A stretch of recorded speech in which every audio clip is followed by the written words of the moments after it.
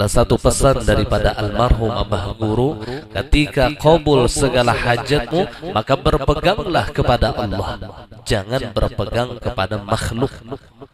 Ketika qabul segala hajatmu, maka berpeganglah kepada Allah. Ini wasiat beliau.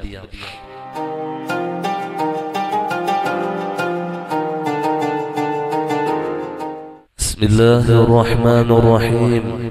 Alhamdulillahi rabbil alamin. Allahumma salli wa sallim ala sayyidina Muhammadin al-amin wa ala alihi wa ashabihi ila yaumiddin.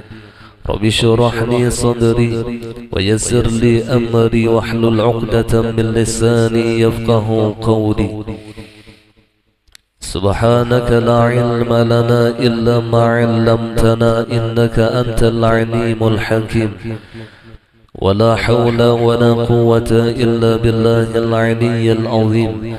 العزيز العليم عدد كل حرف كتب ويكتب أبد الآبدين ودهر الداهرين رضي الله عني وعنكم وعن جميع المسلمين. Halaman berapa?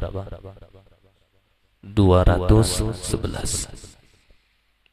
Tentara nafsu ada 10. Bismillahirrahmanirrahim. Qala al-musannif rahimahullahu ta'ala wa nafa'na bihi wa bi'ulumihi fid dharain amin. Tentara nafsu ada 10. Jadi nafsu itu punya tentara sebagai penguat bagi nafsu. Sebagaimana Allah pun juga punya tentara, junudullah, junudu rabbi, tentara-tentara Allah, yaitu para malaikat-malaikat Allah. Rasulullah pun juga punya tentara, junudur Rasulillah. Siapa tentara Rasulullah? Para awliya Allah dan para orang-orang saleh yang berada di bawah qadamnya Habibuna Muhammad sallallahu alaihi wasallam. Nah, itu tentara Rasulullah. Iblis pun juga punya tentara. Tentara iblis itu syaitan, jin kafir, termasuk nafsu. Nah, nafsu pun juga punya tentara. Jadi tentara itu untuk menguatkan pertahanan. Jadi nafsu itu akan semakin kuat apabila dikawal dengan 10 tentaranya ini. Yang pertama, tentara nafsu itu serakah. Serakah.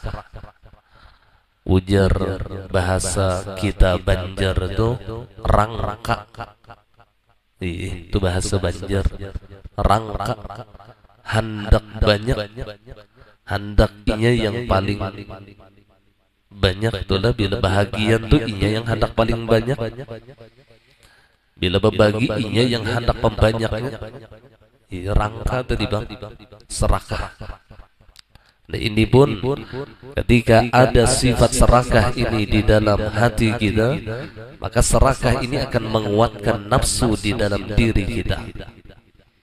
Padahal nafsu ini sudah kita ketahui di dalam hadis Rasulullah, a'da aduwik nafsuka allati baina janbaik. Musuh yang terberat, kata Rasulullah, adalah nafsu engkau yang berada di dalam diri engkau. Maka jalan yang pertama ketika kita ingin mengekang hawa nafsu kita, harus kita kalahkan dulu tentara-tentaranya. Kalahkan dulu tentaranya, maka kita akan bisa mengalahkan akan nafsu kita. Kalahkan dulu yang namanya keserakahan. Yang kedua, syahwat. Syahwat ini pun juga tentara bagi nafsu. Sampai dikatakan oleh Rasulullah, huffatil jannah bil makarih wa huffatin niran bisyahwat. Diliputi ahli surga itu ketika hidup di dunia, ia mengekang akan syahwatnya, ia melakukan sesuatu yang dibenci oleh syahwatnya. Wa huffatin niran bisyahwat. Nah, sedangkan orang yang ahli neraka, kata Rasulullah, ketika hidup di dunia adalah orang yang mengikuti akan syahwatnya. Syahwat ini ya keinginan yang melalaikan kita kepada Allah. Hendak yang nyaman terus. Ibarat makan tuh hendak nyaman aja terus. Ibarat guring tuh hendak nyaman aja terus. Syahwat ngarannya. Ia tidak memikirkan urusannya dengan Allah. Yang penting yang ia pikirkan nafsunya nyaman, syahwatnya nyaman. Maka ini ciri orang yang akan masuk ke dalam nerakanya Allah. Wa huffati niran bisyahawat. Na'udzubillah. Kemudian yang ketiga, kikir atau bakhil. Ini menjadi tentara nafsu. Bakhil. Lain kikir yang kikir gegar gergaji itulah, jangan. Oh, berarti kikir termasuk nih, kayaknya dimaksud di sini lain kikir gergaji. Kikir di sini ya pemalar. Apa ujar Rasulullah? Al-bakhilu aduwullah walau kana abidan. Orang yang bakhil itu akan menjadi musuhnya Allah sekalipun ia ahli ibadah.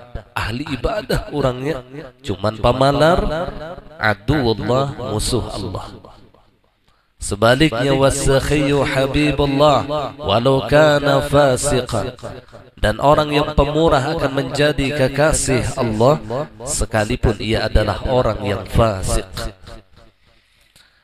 Ketika ia bisa melawan akan sifat bakhil di dalam hatinya, maka ia sudah melawan atau mengekang akan hawa nafsunya.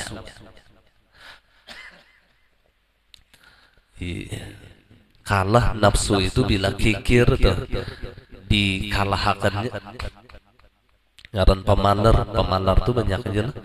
Ada pemalar harta, ada pemalar tenaga, ada pemalar pemikiran, ada yang pemalar doa. Lawan doa aja yang pemalar. Bila lawan doa tuh pemalar, lawan harta makinnya pemalar. Lawan doa tuh kada bemodalan. Bayi muntung wara yang diminta, muntung wara ungap-ungap ya pemalar aja masih. Ya Allah, sugihakan ulun ya Allah. Biar tetangga ulun miskinan beratan, yang penting ulun sugih. Lawan doa tuh pemalar. Wal'iyadu billah. Nabi sallallahu alaihi wasallam mengatakan, Allah berfirman kepada syurga, ya jannah anti haramun ada kulli bakhil. Wahai syurga, engkau dilarang memasuki oleh orang-orang yang bakhil. Syurga itu ada tulisan di pintunya, anti haramun ada kulli bakhil. Engkau diharamkan memasuki oleh orang-orang yang bakhil, orang yang pemalar. Ya Allah, ya Rasulullah, mudahan Allah silangkan sifat bakhil di dalam hati kita. Jangan diharagu, benar yang ngaran bakhil, jangan diharagu. Saking kada baiknya orang pemalar adalah saking jahatnya. Orang yang pemalar itu aja kada katuju lawan orang pemalar. Itu saking jahatnya. Yang ini pemalar menyambat ada sepemalar ya. Padahal iya tuh pemalar. Berarti inya sorong aja kada katuju lawan orang pemalar. Saking jahatnya yang ngarannya bakhil nih. Orang yang memiliki sifat bakhil pun ia tidak cinta, ia tidak suka dengan orang yang bersifat bakhil. Na'udzubillah. Mendiri di surga bertulis anti haramun ada kulli bakhil. Li'annal jannata darul askhiya, karena bahwasanya surga adalah negerinya orang-orang yang pemurah. Dan ini mau kada mau kita hendak mengalahkan akan nafsu kita, maka sifat kebakhilan ini harus dilawannya di dalam hatinya, harus dihilangkannya, mau kada mau. Dan memang untuk mengalahkan ini harus dengan mujahadah, harus dengan mujahadah. Ujar ulama, mujahadah itu awalnya itu pahit, tapi pada akhirnya ia akan mendapatkan kemanisan di dalam mujahadah. Memang waktu di awal permulaan ia melakukan mujahadah, kesungguhan di dalam melaksanakan perintah Allah dan kesungguhan di dalam menghilangkan sifat-sifat yang buruk di dalam hatinya, ini terasa pahit, terasa pahit. Tapi ketika ia sampai kepada maqam nihayah, kan mujahadah itu maqam bidayah, ketika sampai ia kepada maqam nihayah, maka hasil daripada mujahadah itu adalah manis yang luar biasa. Ia akan merasakan hulul ibadah, ladzatul ibadah. Dan ini tiada lain berasal daripada kebersihan hati seseorang. Jadi semakin bersih hatinya, maka semakin mudah ia akan melawan hawa nafsunya. Sebaliknya semakin kotor hatinya, maka semakin berat ia melawan hawa nafsunya. Sampai ulama mengatakan al-qalbul marid la yaltaddu bidzikri wal ibadah kama la yaltaddu al-marid biladzidzatil at'imah. Hati yang sakit, kata ulama, tidak akan merasakan lezat di dalam berzikir kepada Allah, tidak akan merasakan lezat ketika ia beribadah kepada Allah, tidak merasa lezat ketika ia salat, tidak merasa lezat ketika ia sedekah, tidak merasa lezat ketika ia membaca Al-Quran, tidak merasa lezat ketika ia hadir di majelis ilmu. Kenapa? Al-qalbul marid, hatinya garing, hati garing tadi. Kama la yatadul maridu biladzidzatil atimah, sebagaimana tidak akan merasa kelezatan orang yang sakit dengan berbagai macam makanan-makanan yang lezat.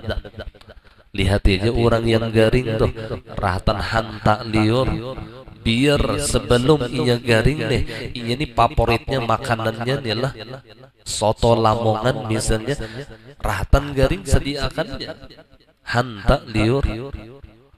Apa yang paling disukainya sebelum garing deh?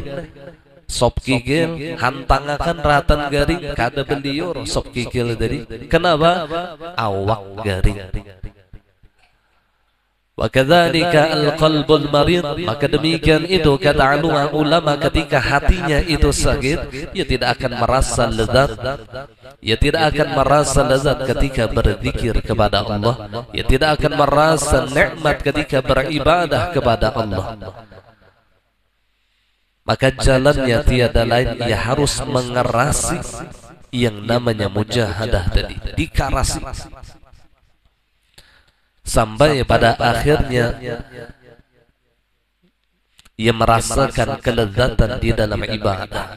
Karena semakin ia kerasi di dalam menjalankan ibadah, maka semakin bersih hatinya.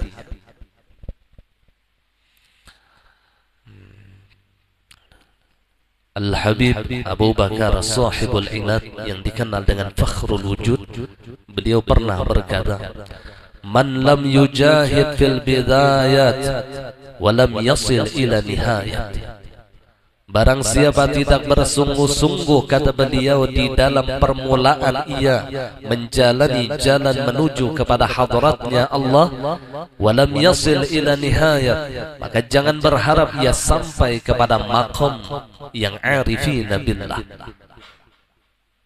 Orang yang sudah menduduki maqam al-wasilina ilallah, ia sudah merasakan yang namanya pahitnya mujahadah. Ia sudah merasakan yang namanya sakitnya di dalam beribadah kepada Allah.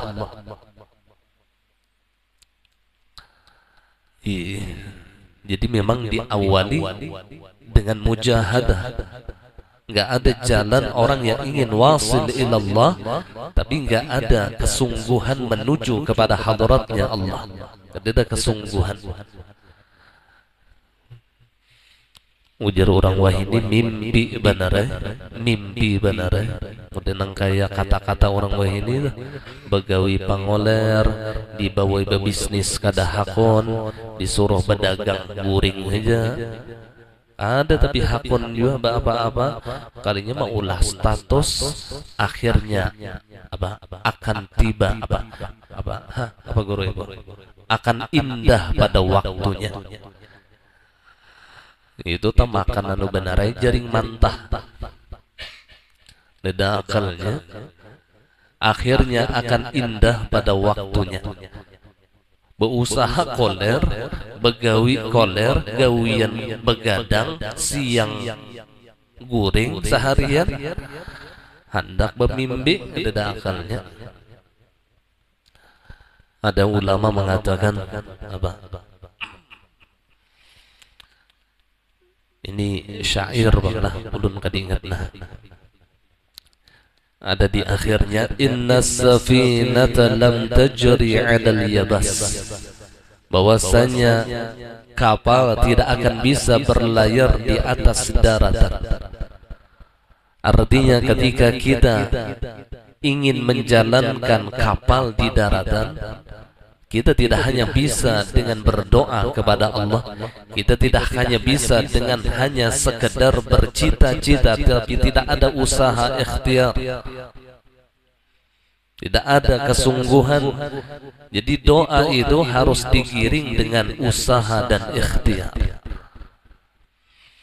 Ada di awalnya itu apa? Kadingat dah kalimatnya itu. Pokok ujungnya inna safinata lam tajri 'alal yabas, bahwasanya kapal itu tidak akan bisa berlayar di atas daratan. Jadi harus ada usaha ikhtiar. Akan tetapi yang harus kita yakinkan bukannya kita berpegang kepada usaha dan ikhtiar, tidak. Tetap kita tidak sedikit pun berpegang kepada usaha dan ikhtiar. Tapi kita sebagai hamba Allah tidak boleh meninggalkan usaha dan ikhtiar.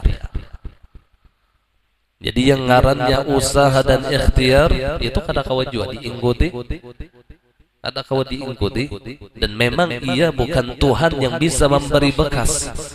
Ada orang yang kada singgawian tang sugih ya, terjejak emas ke 2 kilo misalnya.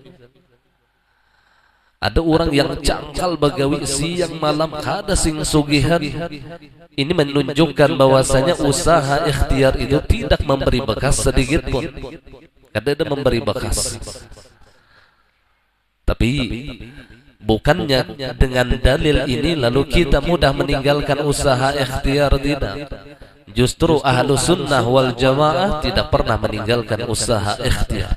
Karena di dalam usaha ikhtiar itulah nampak sifat ubudiyah, nampak sifat kehambaan. Termasuk usaha ikhtiar sembahyang, sembahyang itu termasuk. Karena sembahyang lain Tuhan, Allah masih duduk di syariat. Kita menuntut ilmu nih usaha ikhtiar ngarannya. Kada kawaju diingkuti, kada kawaju. Berarti masih makhluk, tapi ditinggalkan jangan. Jangan pernah meninggalkan usaha ikhtiar, tetapi jangan pernah berpegang kepada usaha dan ikhtiar. Salah satu pesan daripada almarhum Abah Guru, ketika qabul segala hajatmu, maka berpeganglah kepada Allah, jangan berpegang kepada makhluk. Ketika qabul segala hajatmu, maka berpeganglah kepada Allah. Ini wasiat beliau. Kita inilah hendak sesuatu itu dikabulkan Allah, lalu berdoa tengah malam, bangun tengah malam, ambil wudu, berdoa, kabul kalinya doa kita. Jangan beingkut di tengah malam tadi. Tetap kembali kepada Allah yang mengabulkan segala hajat-hajat kita. Karena doa kita di tengah malam itu termasuk syariat, termasuk usaha ikhtiar yang tidak memberi bekas. Kita ni bersedekah, imbah bersedekah, kadangnya orang bertabrakan kita selamat. Padahal parah benar lawan kita. Jangan beingkut ke sedekah. Karena sedekah itu pun juga makhluk yang tidak memberi bekas. Sekalipun di dalam hadis Rasulullah itu jelas menyatakan as-sadaqah tadfa'ul bala. Sedekah itu menolak daripada bala dan musibah. Ini hanya sekedar asbab, bukan musabbibul asbab. Orang itu terhindar daripada musibah karena sedekahnya, sebab sedekahnya. Jadi sedekah itu hanya asbab, duduknya sebagai asbab, bukan musabbibul asbab. Yang menyebabkan orang itu tertimpa musibah Allah. Jadi tetap kembali kepada Allah. Yang menyebabkan ia selamat daripada musibah pun juga Allah. Sebabnya apa? Sebabnya sedekah. Ini ranca ulun ulang-ulangi di majelis inilah supaya jangan salah akidah. Jangan salah akidah. Kita biar betuyuk bisi dosa, amun akidah kita nih bujur aja, insya Allah salah lawasnya di neraka, bangkit aja kena ke surga. Salah lawasnya tuh di neraka, amun akidah kita ini lurus saja ahlus sunnah wal jamaah, insyaallah kelak akan kita mendapatkan syafaat Habibuna Muhammad sallallahu alaihi wasallam. Pasti ya.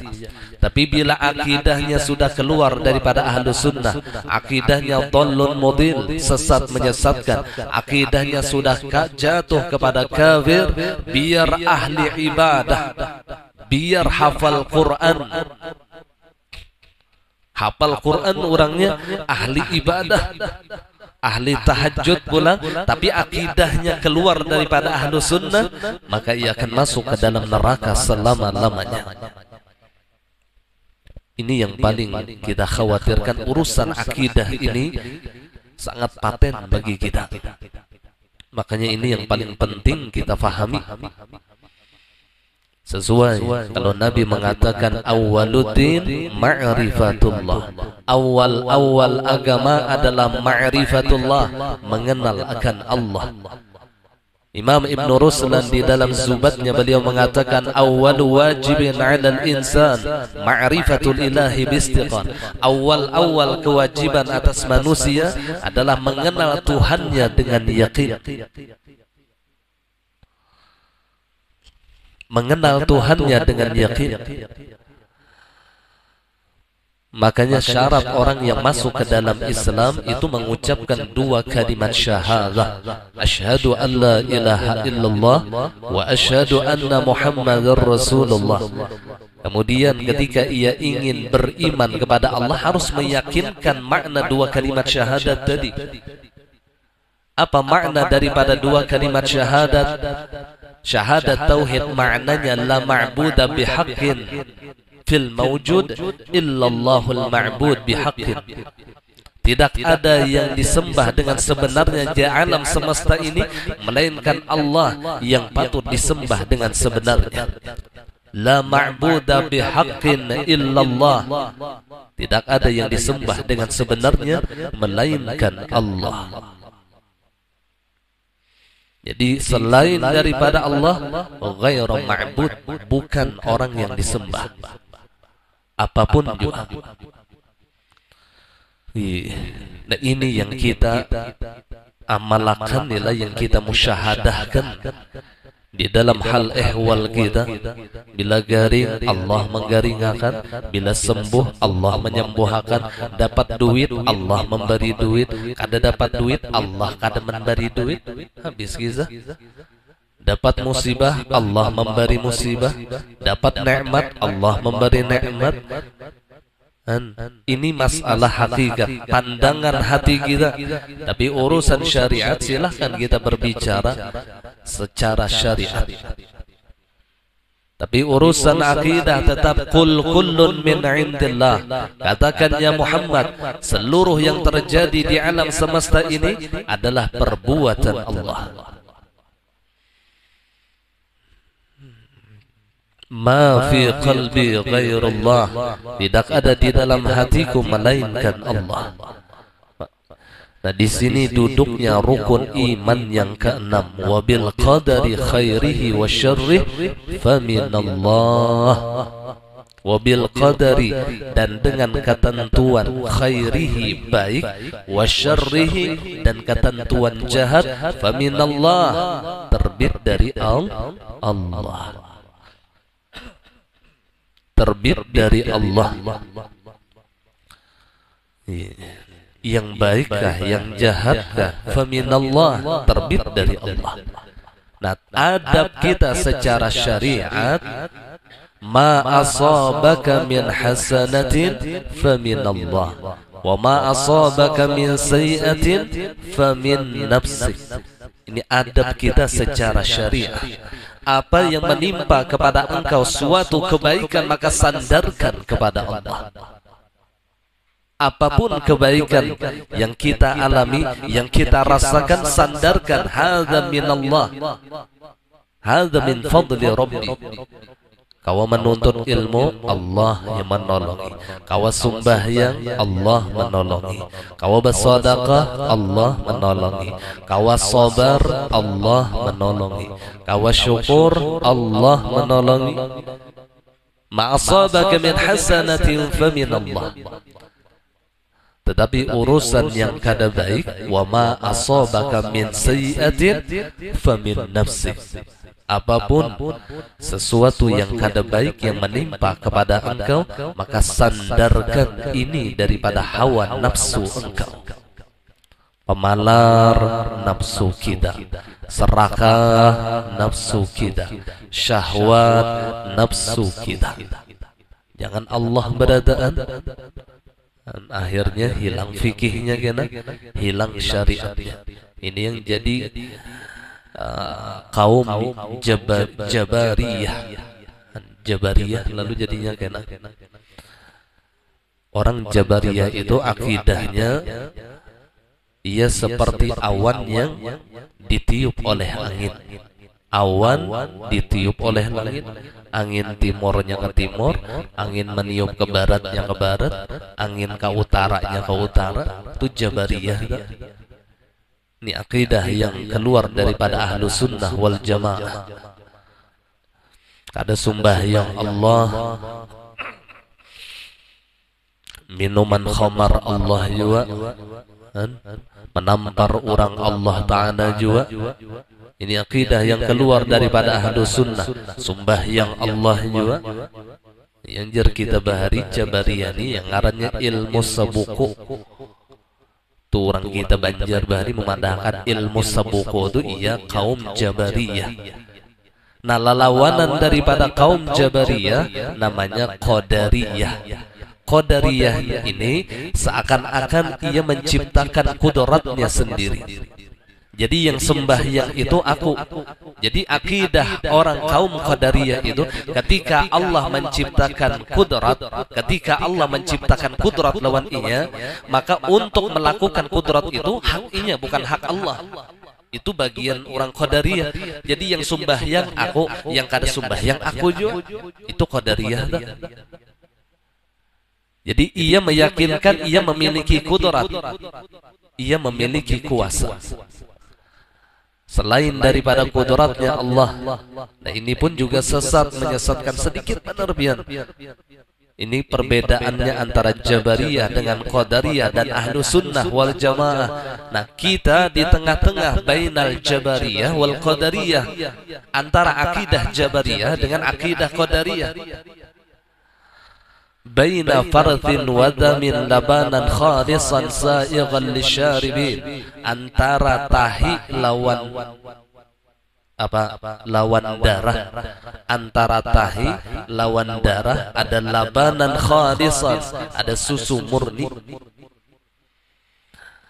susu murni sa'igan lisyaribin, yang memuaskan ketika meminumnya. Jadi susu itu warnanya kada berubah menjadi warna darah, baunya kada berubah nangkaya bau tahi, padahal digapit oleh tahi lawan darah. Jadi Ahlu Sunnah di setiap zaman pasti digapit oleh dua aliran yang dhallun mudil, sesat menyesatkan. Setiap zaman itu pasti digapit dua aliran, di tengah-tengahnya Ahlu Sunnah wal Jamaah. Sampai ke zaman kita ini digapit oleh dua aliran, dan kita harus di tengah-tengah. Kita harus menjadi labanan khalisan sa'igan lisyaribin. Kita harus menjadi susu murni, jangan sampai bercampur lawan darah, jangan bercampur lawan bau tahi. Apalagi yang menggapit kita ini, pertama ada golongan Syiah, kemudian ada golongan Wahabi. Jadi kita ini digapit dua golongan ini. Ada yang Susi, Sunni Syiah. Susi itu Sunni Syiah. Iya Sunni, iya Ahlu Sunnah, iya Syiah. Ini yang susu berbau tahi, susu berbau tahi. Ada juga yang kepada Ahlu Sunnah tapi melarang tawasul, tapi umpat juga lawan kita, maharamakan macam-macam, orang bermaulidan haram. Sahabatan diharamakannya. Ini nih yang susu berwarna darah. Kadang lagi yang putih murni itu ada, jadi mau berwarna darah bercampur. Nah, yang kita pertahankan itu jangan sampai susu murni ini bercampur darah, jangan sampai susu murni ini bercampur berbau tahi. Kita tetap labanan khalisan. Kita harus di dalam labanan khalisan ini, susu murni. Nah, ini yang mempertahankannya, ini yang setengah mati, terlebih di zaman sekarang ini. Yang mempertahankan Ahlu Sunnah wal Jamaah, karena ia harus paham prinsip-prinsip Ahlu Sunnah wal Jamaah.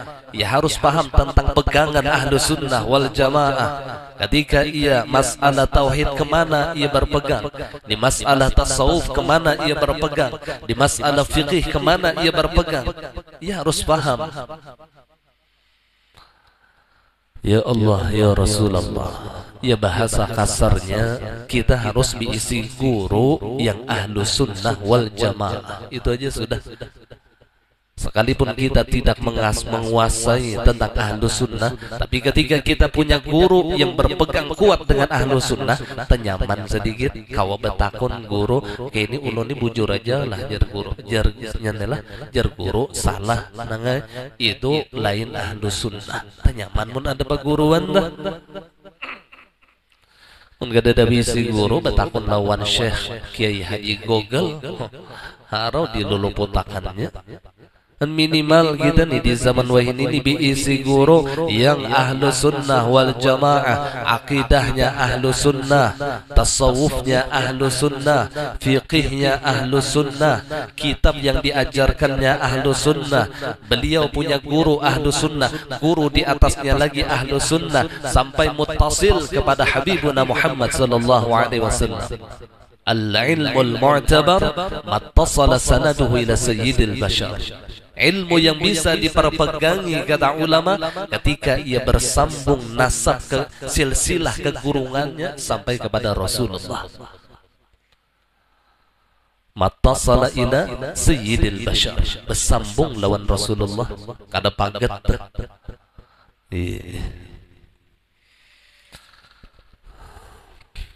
Makanya mun kita berpegang kepada Ahlu Sunnah, misal di fikih kita Syafi'i itu pasti bersambung lawan Rasulullah. Pasti bersambung lawan Rasulullah. Pasti. Kemudian misalnya tasawuf kita, ingkutan kita Imamul Ghazali. Imam Ghazali itu ketika kita berpegang kepada beliau pasti bersambung kepada Rasulullah. Pasti. Imam Ghazali sanadnya itu sampai kepada Sayyiduna Al-Hasan Al-Basri. Sayyiduna Hasan Al-Basri sanadnya sampai kepada Ali bin Abi Thalib karramallahu wajhah. Sayyiduna Ali karramallahu wajhah sampai kepada baginda Rasulullah.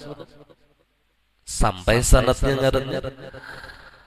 Kemudian urusan akidah, urusan tauhid kita berpegang kepada Abu Hasan Al-Ash'ari dan Abu Mansur Al-Maturidi, dan mereka ulama berdua ini sampai sanadnya kepada Rasulullah dan tidak pernah bersalahan dengan Rasul dan para sahabat Rasulullah. Karena ahlu sunnah wal jamaah itu cirinya ujar Nabi, man ana alaiha wa ashabi. Man ana alaiha wa ashabi. Orang itu tidak pernah keluar daripada aku, kata Nabi, dan para sahabat-sahabatku. Ia selalu mengikuti jalanku dan jalan para sahabat-sahabatku. Nah, disinilah Nabi pernah mengatakan, ashabi kan nujum ayyumaktadaitum ihtadaitum. Sahabatku itu seperti bintang. Bila mana engkau berpegang kepada mereka, kalian akan diberikan petunjuk oleh Allah. Ashabi kan nujum. Allah.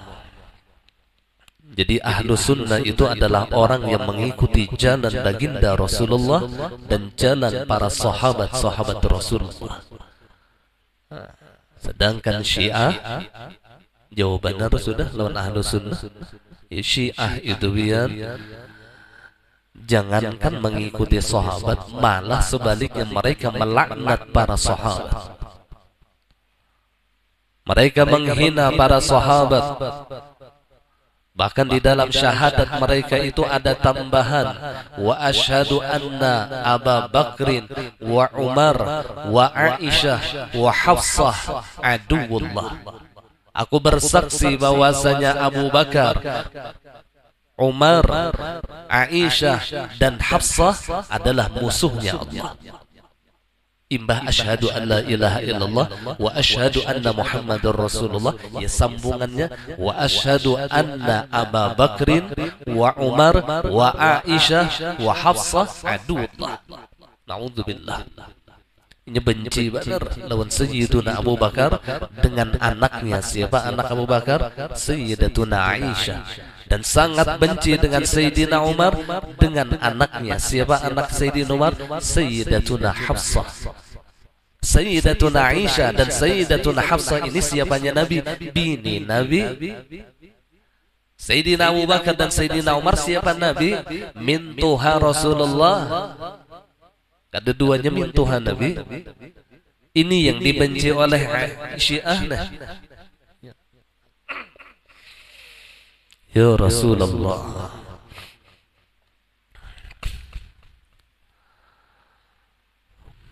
mereka hanya menghebatkan Sayyiduna Ali karramallahu wajhah. Kita pun juga menghebatkan Sayyiduna Ali, memuliakan dan menta'zimkan beliau. Masalah sahabat, siapapun sahabat kita muliakan, kita ta'zimkan, dan haram bagi kita menghinakan sahabat Rasulullah.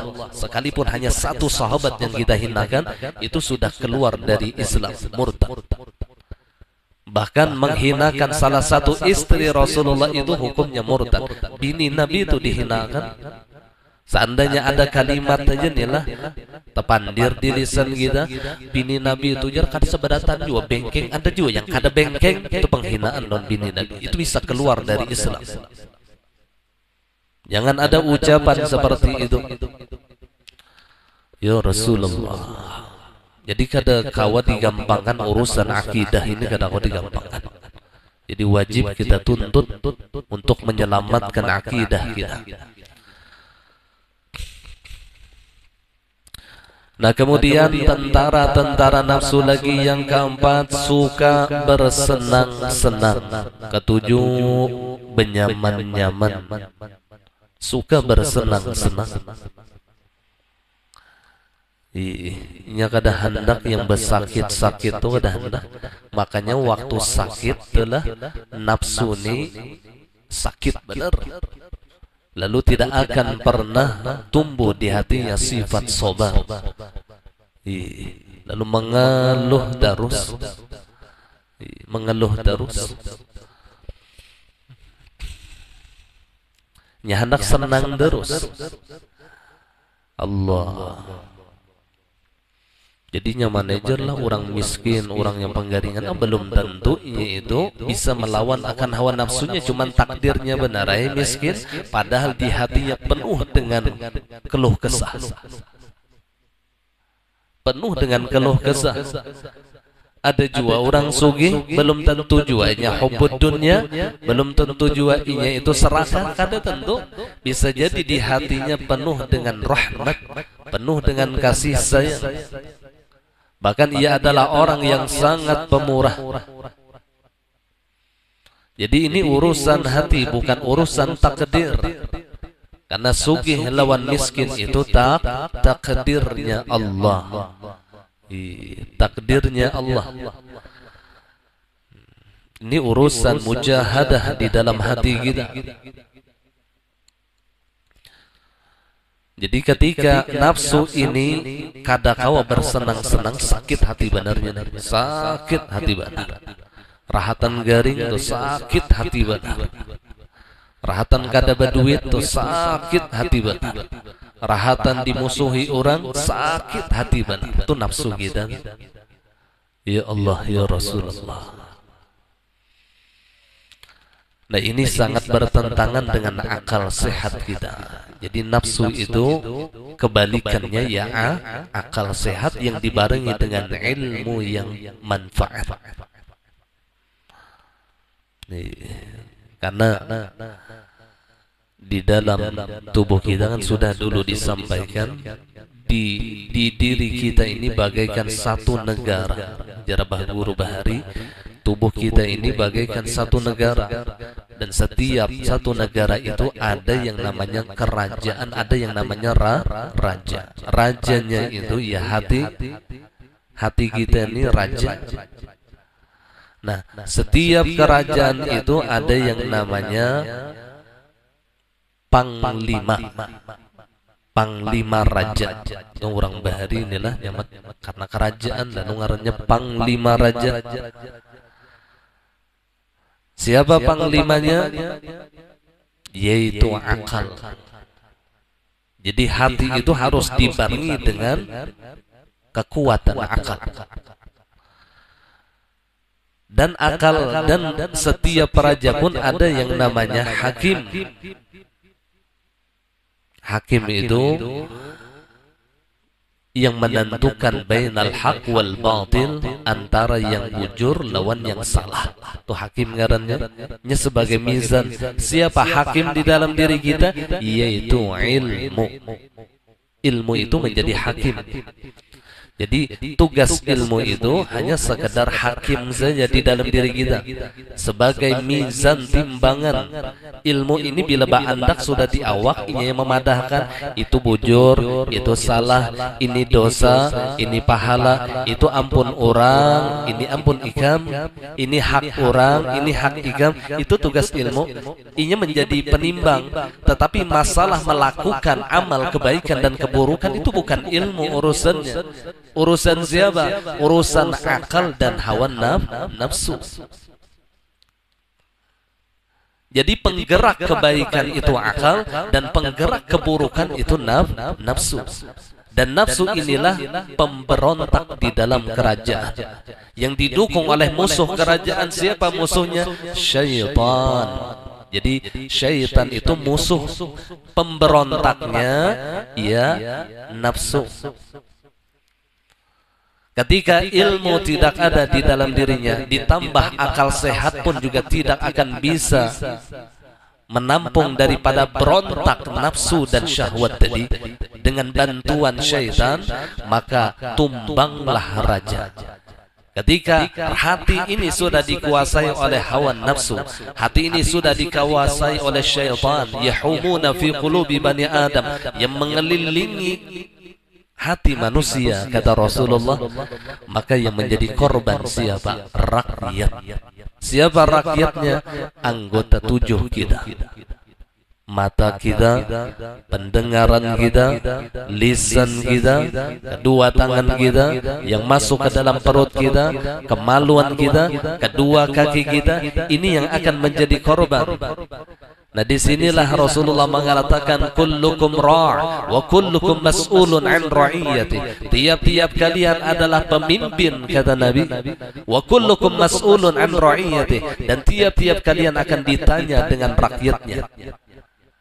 Siapa rakyat kita?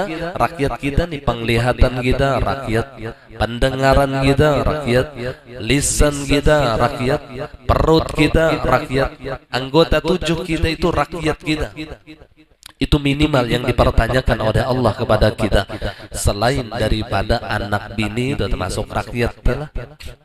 Itu minimal bila orang tuh kada bisi anak, kada bisi bini, kada bisi tanggungan, maka minimal yang dipertanggungjawabkannya di hadapan Allah, penglihatannya, pendengarannya, lisannya, apa yang masuk ke dalam perutnya, kedua tangannya, kemaluannya, dan kedua kakinya.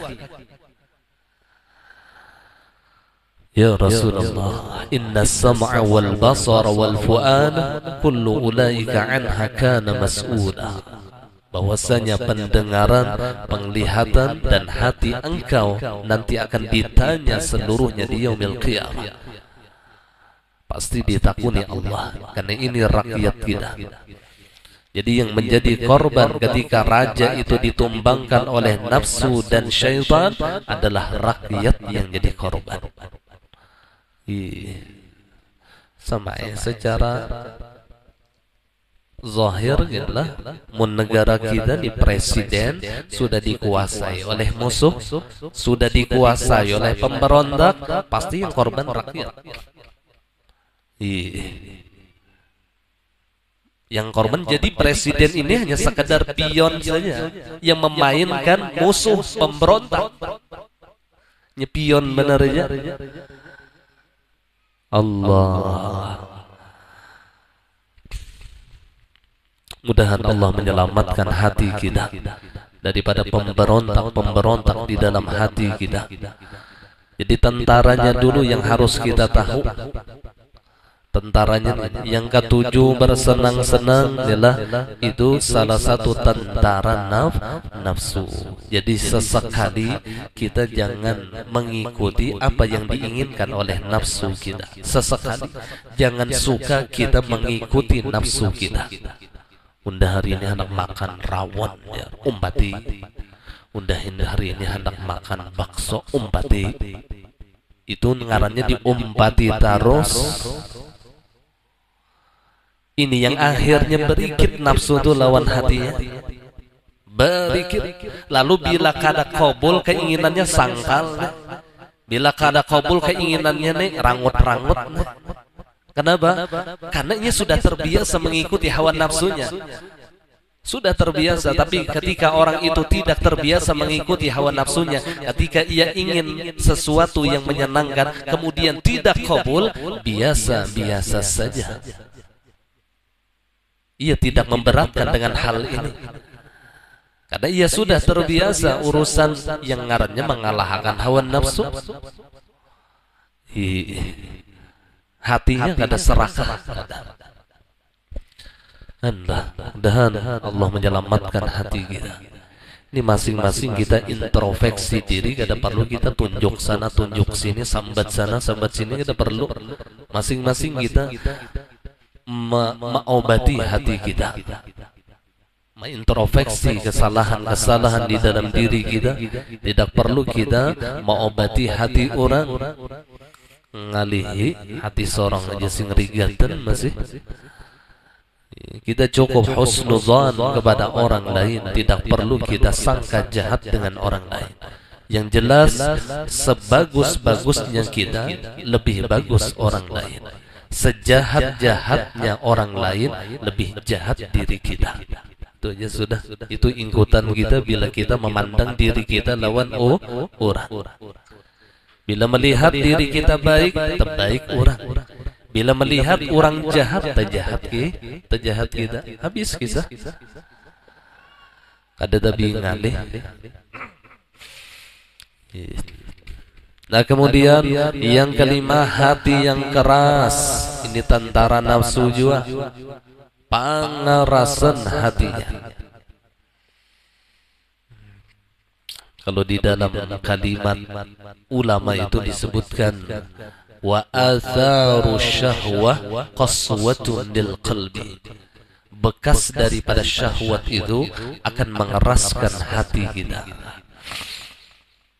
Maka bila karas ini pacangan mati adalah kira-kira orang mati itu lemah. Orang mati itu berataan karas. Artinya bila hati ini karas, pacangan mati. Bila hatinya sudah mati, jangan harap masuk hidayah. Jangan harap masuk ma'rifah. Jangan harap masuk pertolongan Allah, asrarul ilahiyah, rahasia-rahasia ketuhanan tidak akan bisa masuk ke dalam kalbunya. Hati karas. Kemudian yang keenam, durhaka. Baik durhaka kepada Allah atau durhaka kepada Rasulullah atau durhaka kepada makhluk, seperti durhaka kepada gurunya, durhaka kepada orang tuanya. Maka ini yang mengeraskan hati kita dan ini yang menguatkan nafsu kita. Jadi salah satu sifat nafsu itu adalah suka durhaka. Ketujuh yang hendak durhaka itu ketujuh nafsu dah. Durhaka lawan kuitan, durhaka lawan perguruan, itu disukai oleh hawa nafsu kita. Kedurhakaan atau durhaka kepada Allah, seperti ia meninggalkan perintah Allah, mengerjakan larangan-larangan Allah, durhaka lawan Allah ngarannya. Kemudian yang ketujuh, tentara nafsu itu akhlak yang buruk. Akhlak yang buruk. Al-akhlaqul mazmumah, akhlak yang tercela.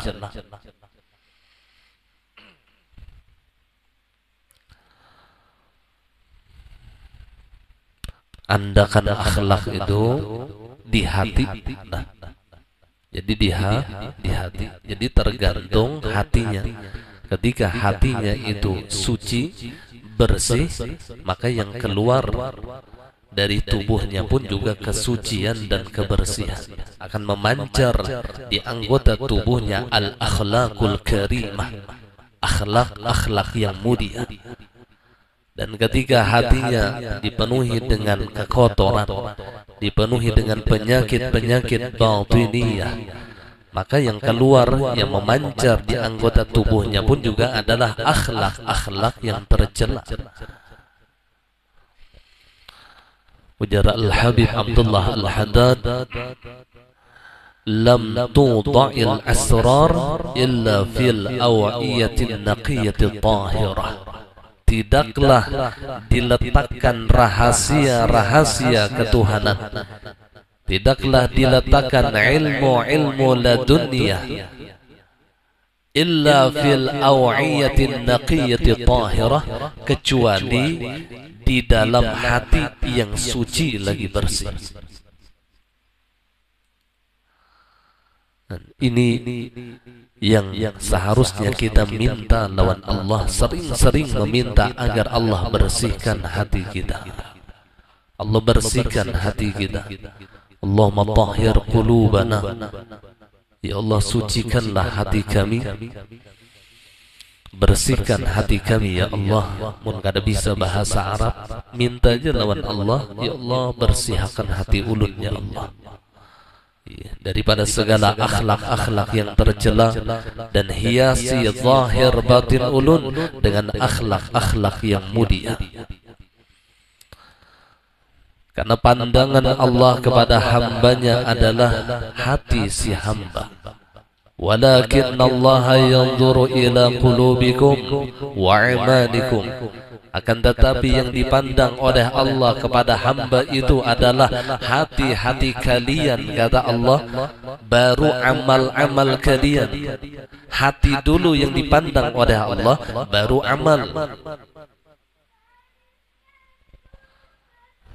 Jadi kada mau amal berdahulu hanya hati kada mau. Amun kita sebagai makhluk yang kita pandang ini zahirnya, karena kita tidak mengetahui akan hati manusia. Makanya ulama mengatakan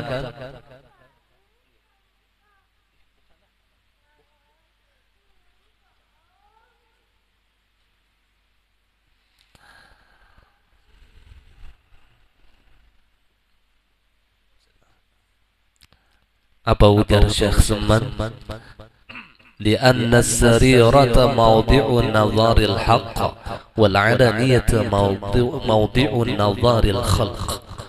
Bahwasanya hati adalah tempat pandangan Allah dan tubuh kasar kita adalah tempat pandangan makhluk. Seharusnya kita, orang yang diberikan akal yang sehat oleh Allah, memperbaiki tempat pandangan Allah. Jangan hanya menyibukkan diri dengan tempat pandangan makhluk. Yang kita perbaiki adalah tempat pandangan Allah. Al-qalbu hahuna wa asyara ilal qalb. Hati, takwa itu di sini naja Nabi. At-taqwa hahuna. At-taqwa hahuna, takwa itu di sini. Dan beliau mengisyaratkan di dalam hati beliau.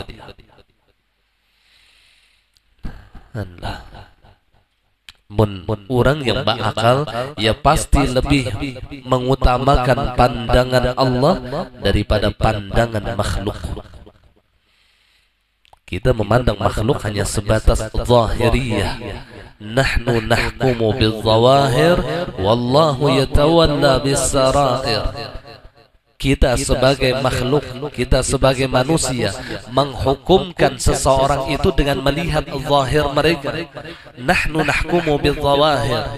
Kita memandang orang sombong karena melihat caranya yang sombong. Kita memandang orang itu bakhil karena melihat dengan caranya yang bakhil. Kita hanya memandang manusia itu sebatas zahir mereka. Hanya memandang sebatas zahir mereka. Wallahu yatawalla bis-sarair. Sedangkan Allah menguasai hati-hati mereka. Ini yang menjadi rahasia Allah. Jadi yang tahu hati kita hanya Allah. Orang lain enggak ada yang tahu. Seandainya Allah buka isi hati kita, jangankan berkumpul nangga ini, keluar daripada rumahnya kita supan. Tetapi Allah bersifat as-sattar. Allah masih menutupi aib-aib dan dosa-dosa kesalahan kita. Allah masih tutupi aib kita. Lalu kita nyaman berkumpul lawan kawanan, nyaman berkumpul lawan masyarakat, nyaman berhubungan lawan orang lain. Jika Allah nampakkan aib kita, Allah buka isi di dalam kalbu kita, kadadawaninya keluar rumah supan ada. Supan. Kada usah gila bahasanya yang di dalam hati ini dikeluarkan Allah. Ini bisol aja nih di andak Allah Ta'ala di dahi sini, nama tongkong di dahi sini. Kira-kira supan juga kita keluar rumah. Itu yang aib yang zahiriyah nih. Apalagi yang aib batiniyah nih dikeluarkan Allah. Misalnya pahirian, ada tulisan di dahi, aku nih pahirian. Aku ni pendendam, aku ni kada katuju lawan ikam. Ya Allah, ya Rasulullah. Betulisan di dahi kita, ngalih bana kita berkumpul lawan makhluk. Tetapi Allah maha kasih sayang. Allah bersifat as-sattar. Allah menutupi aib-aib kita. Dan mudah-mudahan kita bisa mengikuti akhlak Allah. Ketika kita melihat aib orang lain, maka tutupilah aib mereka. Jangan wantarkan aib orang lain. Barang siapa, kata Rasulullah, suka menutupi aib saudaranya, maka Allah akan menutupi aibnya ketika di yaumil qiyamah. Allah tutupi aibnya. Sebaliknya barang siapa suka membuka aib orang lain, maka di hari kiamat Allah akan nampakkan aib-aibnya di depan seluruh makhluk Allah di padang mahsyar. Na'udzubillah, tsumma na'udzubillah. Sayang hati kita ini masih ditutupi oleh Allah. Lalu kawa bebulang ke ulung ne beimamah, lalu kita ni berbaju gamis, lalu mengatek tasbih. Ini karena Allah menutupi aib kita. Jika Allah nampakkan supan kita ni beimamah, supan kita ni berbaju telok belanga, supan kita ni berkupiah, bujuran lebihan. Ini karena kasih sayang Allah lawan kita. Allah ni sayang masih lawan kita. Jangan dibuka oleh Allah aib kita ni, ya Allah, ya Rasulullah. Mudah-mudahan Allah bersihkan hati kita. Ini yang kita paling perhatikan, pandangan Allah lawan kita, bukan pandangan makhluk, bukan pandangan makhluk.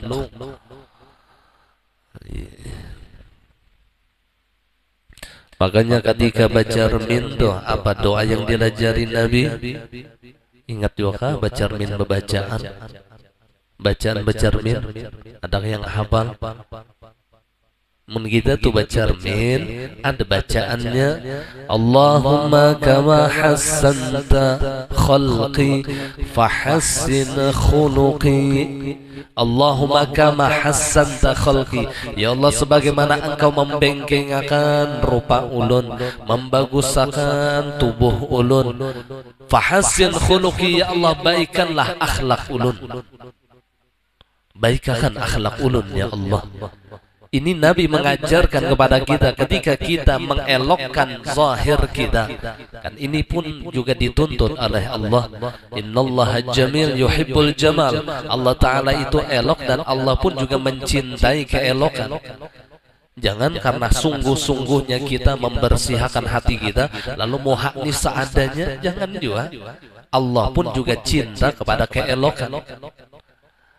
Salah satu akhlak Nabi kita Muhammad sallallahu alaihi wasallam, beliau selalu tampil dalam keadaan yang indah, selalu tampil dalam keadaan yang elok.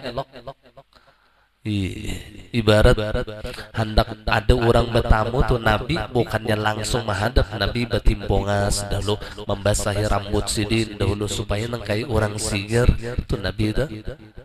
Makanya di dalam riwayat di kantong Rasulullah itu kada pernah kosong daripada sisir dan cermin.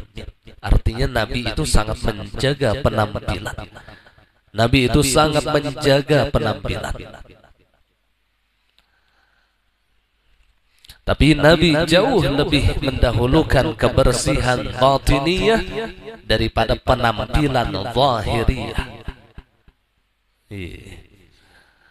Jadi kita ini jangan juga modern kayak kurisaan kelihatan. Jadi harus juga dijaga penampilannya, dijaga, jangan kelihatan juga modern kayak kurisaan. Undajar membersihkan hati aja biar jadi awaknya riget kada mandi 2 minggu ada apa-apa. Yang penting hati bersih. Kalinya bertambah riget hati, orang kebauan, menyakiti hati orang bulan. Allah. Minta lawan Allah, mudahan dihiasi hati kita dengan akhlak-akhlak yang mulia. Kemudian yang ke-8, panjang cita-cita. Panjang cita-cita, tulul amal. Kalau di dalam kitab disebutkan salah satu sumber daripada kemaksiatan adalah tulul amal, panjang angan-angan. Jadi sumber kemaksiatan. Bila sudah tulul amal tu macam-macam, bertobat gampang aja kena bertobat, panjang aja masih umur. Itu salah satu tulul amal itu tidak ingin bertobat. Gampang aja merasa panjang masih, padahal berapa banyak kata Rasulullah orang yang mendahului ajalnya sedangkan cita-citanya masih panjang. Terdahulu sampai ajalnya daripada cita-citanya. Banyak orang yang meninggal dunia masih banyak angan-angan di dalam hatinya. Masih belum taulah rumah, masih belum tukar mobil, masih belum dapat arisan. Mati sudah berdahulu misalnya, dapat arisan belum. Artinya panjang angan-angan seseorang itu ternyata lebih mendahului akan ajalnya. Banyak kata Nabi. Allah. Kemudian yang ke-9 kita bisakan toma. Toma itu ya rakus, ya kurang lebih serakah aja. Toma yang dihalalkan toma itu yaitu toma dengan ilmu. Toma dengan ilmu itu yang dihalalkan, rakus lawan ilmu. Ada dua ketomakan yang tidak pernah merasa kenyang bagi orang yang mendapatkannya.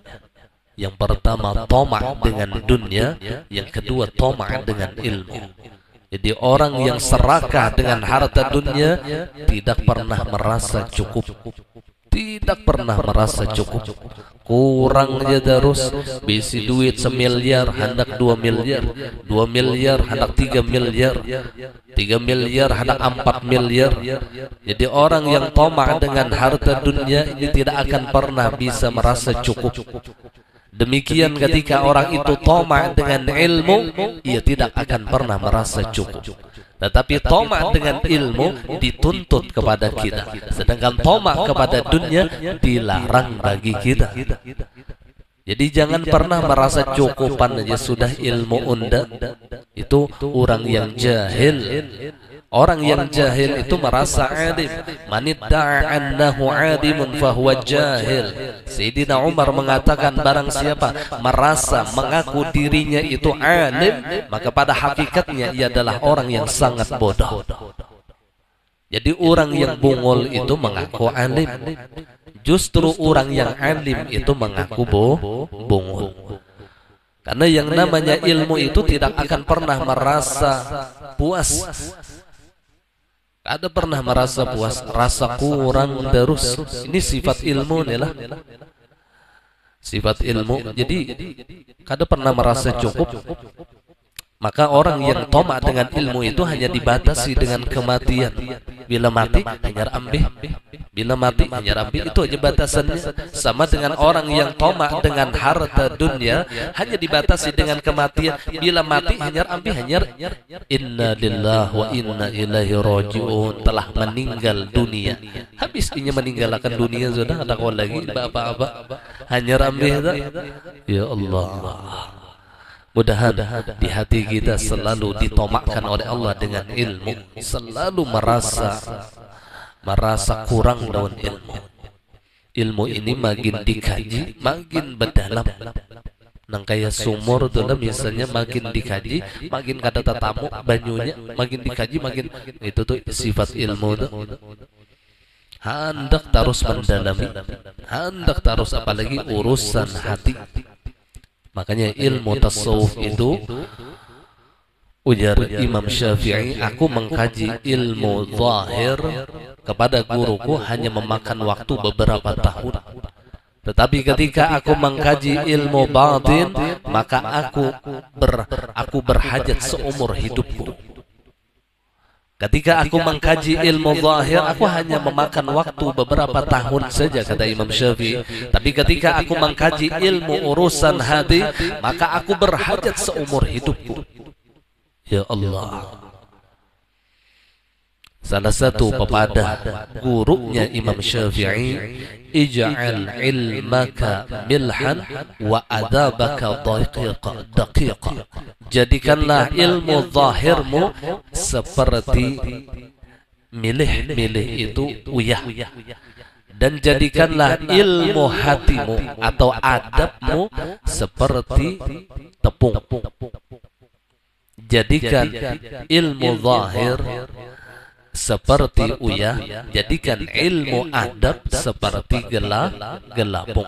Harus lebih banyak ilmu masalah adab. Bukannya orang beradab itu kada berilmu. Jadi ungkapan al-adab fauqal ilm itu banyak yang salah faham. Al-adab fauqal ilm, adab itu di atas ilmu. Mun nyawa banyak beilmu jar, mun kada beadab jua rugi ngarannya salah faham.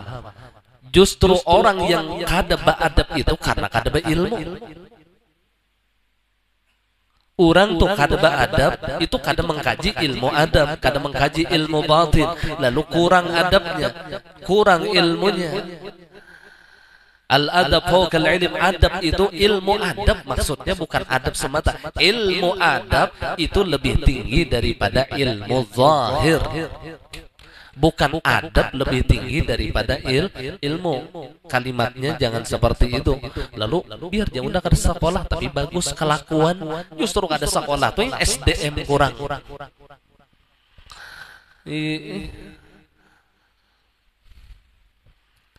Allah, ilmu adab maksudnya. Karena semakin tinggi ilmunya, semakin tinggi adabnya kepada Allah, tinggi adabnya kepada hamba-hamba Allah. Nah kemudian yang ke-10 terakhir sudah, malas ini pun juga tentara nafsu. Malas ini tentara nafsu. Ke-7 mengoler tuh bang, di ibadah mengoler, menuntut ilmu mengoler. Apa-apa tuh koler dah, hendak berbuat kebaikan tuh malas. Ini menjadi tentaranya nafsu. Nah kemudian tentara hawa pula. Jadi nafsu lawan hawa tuh lain jadinya. Kan kita kan menyebut hawa nafsu, ternyata hawa dengan nafsu itu beda, dan masing-masing punya tentara, masing-masing punya kekuatan. Tinggal sini ya. Allah subhanahu wa ta'ala, mudah-mudahan Allah subhanahu wa ta'ala mengampuni segala dosa-dosa kita, dosa kedua orang tua kita, dosa guru-guru kita, keluarga dan jiran kita, dan sekalian muslimin dan muslimat Allah ya batin seumur hidup. Dan mudah-mudahan Allah subhanahu wa ta'ala mewafatkan kita dalam keadaan husnul khatimah, mati beriman sempurna, masuk syurga firdaus bighairi hisab. Ada hadhihi niyyah wa ada kulli ma nawa bihi as-salafun as-salihun, wa ila hadratin nabiy al-Fatiha.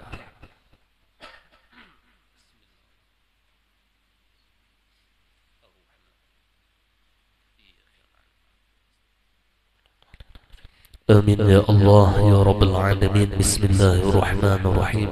الحمد لله رب العالمين. اللهم صل على سيدنا محمد وعلى آله وصحبه أجمعين. اللهم نوّر قلوبنا بنور هدايتك. اللهم نوّر قلوبنا بنور هدايتك. اللهم نوّر قلوبنا بنور هدايتك كما نورت الأرض بنور شمسك أبدا أبدا. وصلى الله على سيدنا ومولانا محمد وعلى آله وصحبه وسلم. الحمد لله رب العالمين. ما شاء الله لا قوة إلا بالله. الحمد لله.